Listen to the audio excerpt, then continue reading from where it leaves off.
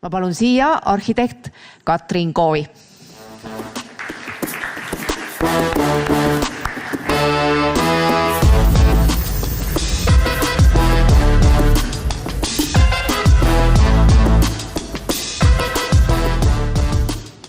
Tervist!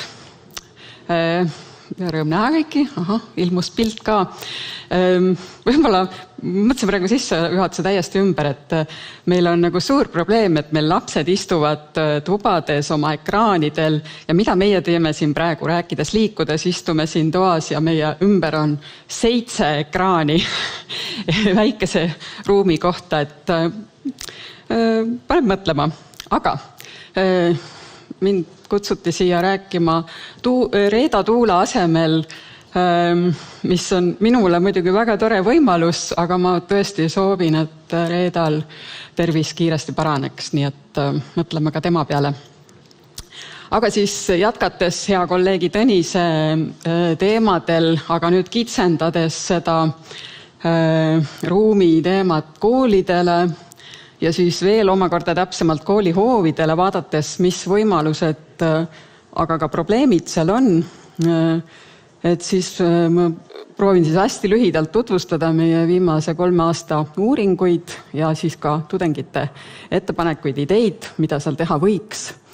Ja see, miks me seda teeme, see on pikk taustalugu, aga lühidalt võiks selle kokku võtta nii, et me arhitektidena tegelikult päriselt ka tahame lastele ja loomulikult ka õpetajatele paremat töökeskkonda ja sellist igapäevast kooliruumi, mis oleks siis inspireeriv, liikuma kutsuv, eluline, äge, igas mõttes arendav. Ja siis seda me oleme siin teinud igal aastal tükikese kaupa. Kokku on üle 40 tudengi juba osalenud selles ja hästi oluline, et meil on toredad partnerid olnud. Liikumislaboriga koostöö oli väga inspireeriv, nagu siin piltidelt ka näha. Siin toimub muide õppetöö. Ülemistel piltidel me tutvume varasjagu teadusuuringutega ja siin all ka on kogemusõpe, nii et nii see töö meil siis käib. Samuti oleme, kuna tegemist on siis nagu väliruumi maastikega, oleme maastikuarhitektid kaasanud sellesse töösse, et vaadata natuke lähemalt sisse see, et mida tähendab siis loodusega koos planeerimine, et looduslähedasi lahendusi rohkem pakkuda.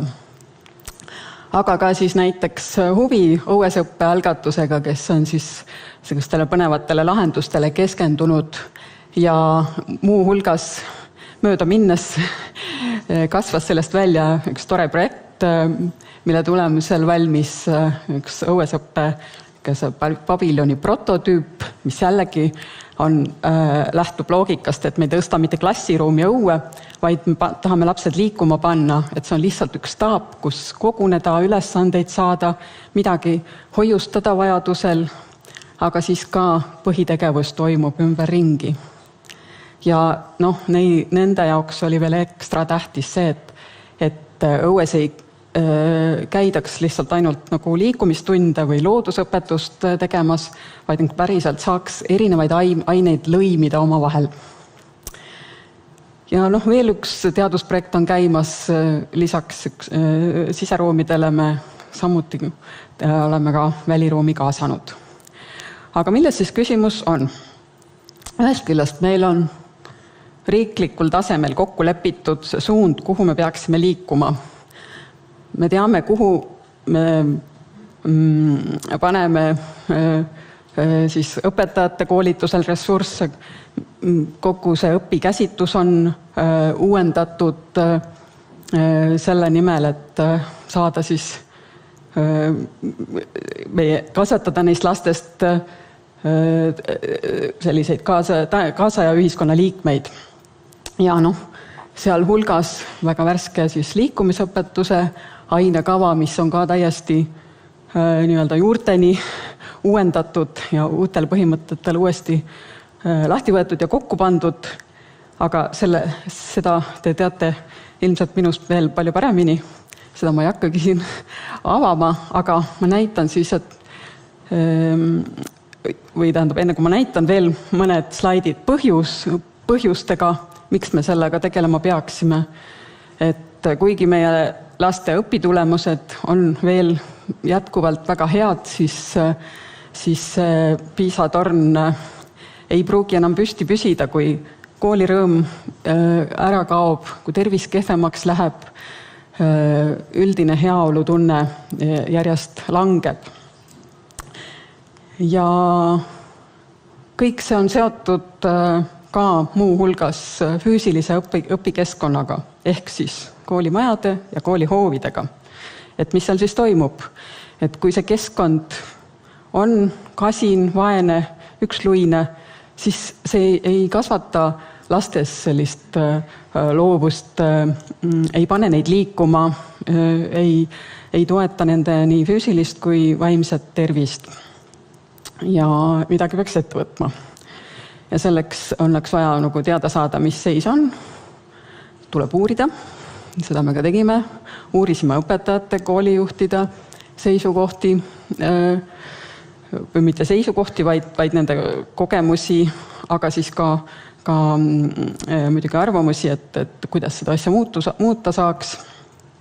Teiseks me vaatasime, mis seal koolihoovides siis toimub, käisime koha peal, tegime välitöid ja tegime sellise suure tabeli, kus me siis proovisime kirjeldada seda hetkeseisu. Ja edasi lisaks õpetajatele me tahtsime ka laste arvamusi kuulda. Ja numbrid on toredad asjad, see on ilus, hea oli sellele slaidile panna number 100%. Kõik lapsed absoluutselt eranditult, sõltumata vanustest, vastasid küsimusele, kas neile meeldib väljas käia ja õues õppida. Jah, isegi kui ei ole mingeid tingimusi, kui on kehv ilm, ikka tahaks minna. Ja nüüd kõige värskem uuring keskendus rohkem koolimajadele, aga sellel ma täna pikemalt ei peatu, sest täna räägime koolihoovidest. Ja mis on kõige olulisem järeldus seniste uuringute põhjal? Eesti koolidel on väga suured territooriumid. Koolihoovid on, kui te kujutate, et A. Le Coqi staadionit ja siis korrutate selle 3-ga. Et see on nagu keskmine, mis Eesti koolidel on. Sealt on nagu maha arvestatud hooned ja kõik muu, et see vaba ala nii öelda. Aga mille siis asi on tohutu suur potentsiaal, ruumiline potentsiaal. Aga see potentsiaal seisab jõude, et seda ei kasutata nagu laste ja ka õpetajate heaks, et väga suur osa on lihtsalt parklad, asfalteeritud väljad, murud, platsid, kus on vähe taristut. Ja veel tüüpilisi probleeme, et sageli asuvad koolid ka kogukonnast eemal, et nad ei toimi sellise kaasaegse kogukonna südamena. Tihtipeale on ka kooli siis suur osa sellest territooriumist lihtsalt nagu seisab, on kasutusest väljas või siis on parklana kasutuses. Koolid on suletud, lukustatud lausa, haljastust on vähe, see on ühetüübiline ja katendid, nagu mainitud, asfaltmuru. Ja kui me üle-eestilises uuringus vaatasime, et see keskmine, tähendab mitte keskmine, vaid umbes 50% koolimajadest on standardiseeritud nõukogudeaegsed ehitised, siis kui me vaatame Eesti suurimat omavalitsust ja Tallinna linna, siis protsent on veelgi kõrgem. Et peaaegu 3/3 Eesti koolidest on siis nõukogudeaegsed standardkoolimajad ja mitte ainult koolimajad, vaid ka õuealad on täpselt samamoodi kinni siis nendes vanades standardites. Ehk üks näide, kui vaatame paar aastat tagasi renoveeritud kool Tallinnas Mustamäel ja mis seal siis tehti, tohutult tehnosüsteeme uuendati, väga hea, sisekliima läks paremaks, seda ma ei tea, võib-olla parklat laiendati ka, aga mis siis selle ülejäänud alal toimub, renoveeriti olemasolev staadion, jooksurajad ja siis lisati veel 2 väiksemat väljakut. Ma ise olen ka võistlusspordi taustaga, mitte küll kergejõustik, minu keskkond oli vesi ja mul oli lapsena kogu aeg konflikt, et miks kehaline kasvatus tähendab nagu kergejõustikku või no pallimänge. Et miks me ei või käia matkamas või metsas midagi tegemas, orienteerumas, kuskil ronimas, midagi põnevat teha. Et miks me peame neid nagu normatiivseid pallimänge ja jooksuringe tegema. Miks me ei võiks metsas joosta? Ja seda sama küsib ka uus liikumisõpetus, et see keskkond võiks olla palju mitmekesisem, pakkuma neid valikuid ja oleks selline liikuma kutsuv kõikide laste jaoks, mitte ainult nende kõige sportlikumate jaoks. Ja isiklikus plaanis, kuna me vaatasime seda mitte ainult nagu liikumise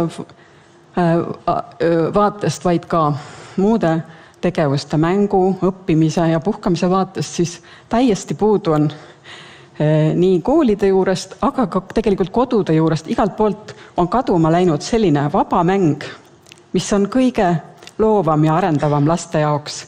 Ja seda me peame nüüd õpetama lastele, et toome lihtsalt kola kokku ja laseme neil möllata. Natuke aitame, juhendame, näitame, kuidas krui keerata ja nii edasi või saagi kasutada. Ja see on nagu kõige kihvtim ja see paneb liikuma, see paneb mõtlema, koostööd tegema ja nii edasi, nii edasi. Ja veel, mis võimalused on, et kui vaadata sealt koolihoovist nüüd natukene kaugemale, iga kooli ümber on midagi põnevat, et see tuli ka väga selgesti välja, et kuidas seda liita õppetööga või liikumisega, sõltuvalt siis sellest, kus koolid asuvad, on nad siis linnakoolid, maakoolid, kesklinnas, äärelinnas ja nii edasi. Seal on alati midagi ägedat ümberringi, mida saaks kasutada igapäevaselt. Ja nüüd korraks vaadata tagasi selle liikumisõpetuse põhimõtete juurde. Need samad asjad. Valikuvõimalus, mitmekesisus, laste iseseisev tegevus, koostöö, mõtestatud liikumine, arendav liikumine. Et siis neid silmas pidades, siis vaatamegi nüüd siis seda ettepanekute plokki. Need on tõesti sellised väiksed killud, need projektid olid palju põhjalikumad, aga ma võtsin kõige niisugused ägedamaid nagu visuaale siis siia teile. Et näiteks kasutada ära olemasolevate reljeefi, kui on mingi küngas, siis saab seda kasutada näiteks matemaatikatundides, mingite mis igasuguste ülesannete jaoks, aga ka lihtsalt liikumiseks ja möllamiseks, mängimiseks, selline loov taristu. Või selline idee tudengitele, et sellised moodulid välja töötada, mida saab siis kombineerida omavahel ja asetada need siis keskkonda, mis seal on, seal tore pargilaadne koolihoov. Või panna, et kui on mure, et ilm on halb, eks ole, et ei saa õue minna, paneme siis mingisugused varjualused, ehitame, paneme koos tudengid või õpilastega need kas või püsti, jälle saame õue minna. Või natukene investeerime rohkem, saame veel rohkem erinevaid põnevaid väikseid ehitisi, kus siis nii ratteid hoida, õppida, niisama hüpata, liikuda. Või teeme näiteks sellise materjaliraja ümber koolihoovi, kus nad saavad siis vahetult kogeda, katsuda, nendel liikuda ja pöörata ka mingisugused linnaruumi probleemkohad sellisteks võimalusteks või plussideks, et seal, kus on juba mingi ülekäigurada või shortcut sinna tehagi jooksuring. Või Tartu näitel liita 2 kooli ühine ala selliseks pargilaagseks ägedaks keskkonnaks, kus on erinevaid tegevusvõimalusi. Ja jälle, et seal oleks ka see ruumi sellele loovusele. Või Ida-Virumaa näide, kus jälle 2 kooli koos, miks mitte ühise kämpusena lahendada see õueala, tuua sinna erinevaid tegevusi jälle juurde nii õppimiseks, liikumiseks. Või seesama, või mitte seesama, Tallinna näide, kus siis ka laste arvamusi arvesse võttes tekitati siuke liikumistasand. Kõrvale põikena siin sai katsetatud ka ise päris tööna seda teha, aga kahjuks see ei läinud lendu, sest selgus, et ükskõik kuidas me üritasime, ikka liiga vähe sporti. Aga seest me rõhusime just sellele mitmekesisusele.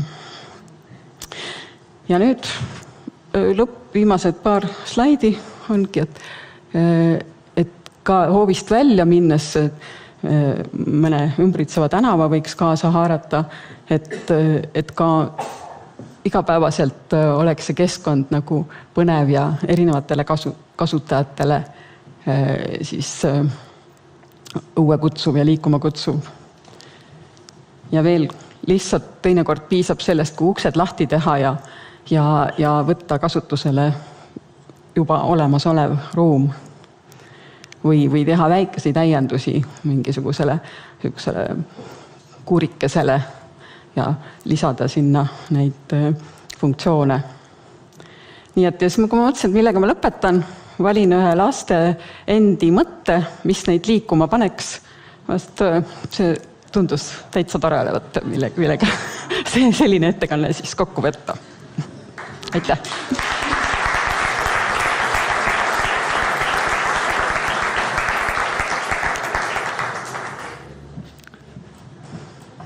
Nii, aitäh! Palun! Siin on ju tõesti liikumisõpetajaid, koolientusiaste, kasutage võimalust, küsige. Siin oli väga toredaid näiteid, põnevaid potentsiaalseid lahendusi. Mõni küsimus ikka tekkis või mõni vastus või mõni kommentaar. Kusagil on see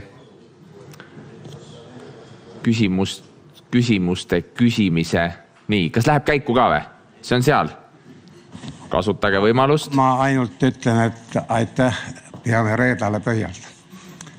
Ja nüüd on nii, et eks ta veneaegne kool oligi tõeline kinnipidamisasutus.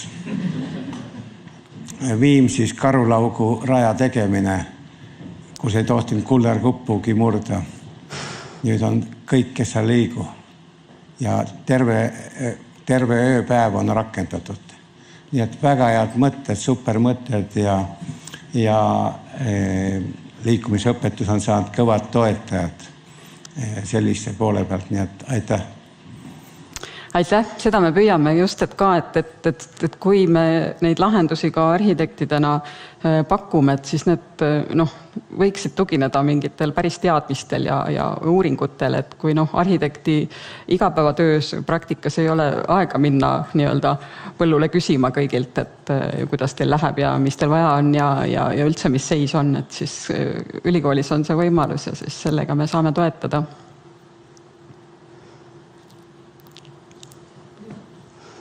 Nii, Pille reageerib ikkagi. Tubli?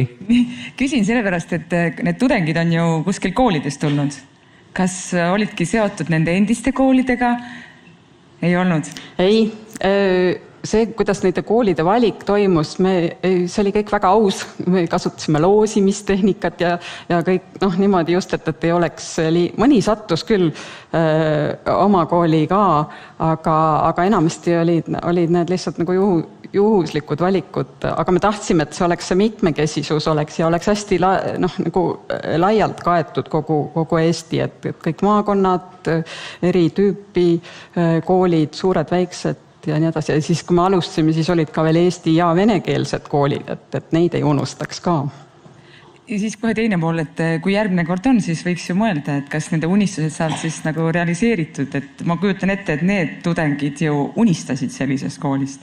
Absoluutselt, see oli väga huvitav, kui me arutasime omavahel, et kas kellelgi on nagu oma õuesõppe kogemust, siis esimesel aastal, kus see kõige suurem punt koos oli, seal ei olnud kellelgi nagu isiklikku kogemust, lihtsalt nagu ei käidud õues, aga nüüd sel kevadel arutades meil oli väiksem rühm, aga seal juba päris mitmed ütlesid, et nemad juba käisid, et midagi on vahepeal toimunud. Et siis praegult, kas nendest piltidest näha ongi mõnedes koolides juba see planeering niimoodi paigas või ei ole? See on ainult... No tegelikult jah,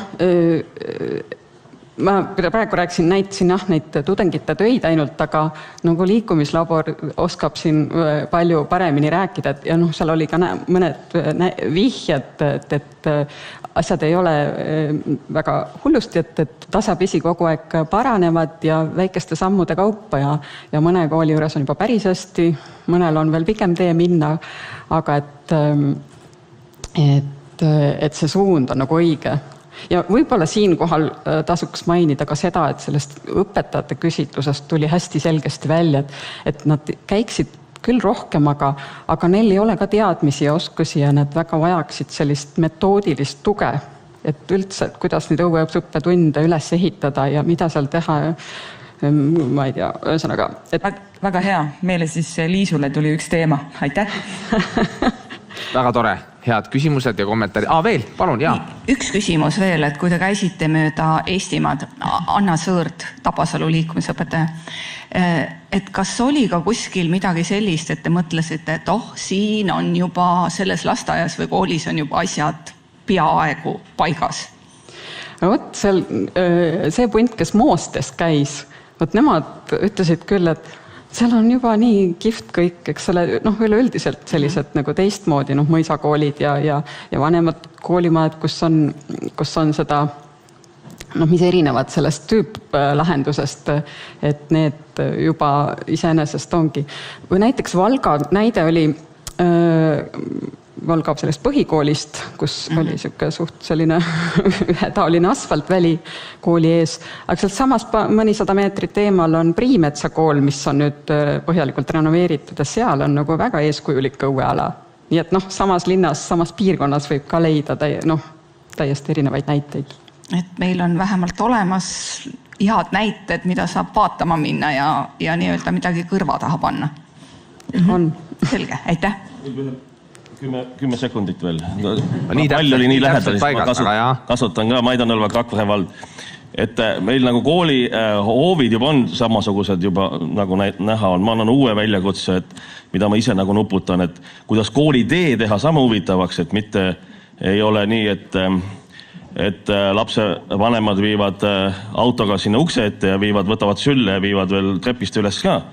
Aga mis me ise nuputame, et meil on vallamaja 300 meetri kaugusel koolist, et lapsevanemad tooks vallamaja parklasse lapse ja siis ta käiks 300 meetrit kooli juurde ja siis see tee oleks nii huvitav, et ta ütleks alati vanemale, et ära vii mind sinna kooli juurde, et ma tahan seda jalutada seal, et ma olen ka nuputan, et oleks mingi ülesanne andaks, et esimese tunni õpetaja küsiks, et mis see number oli täna seal kooli teel näiteks või midagi taolist, et mõelge niisuguse asja peale ka.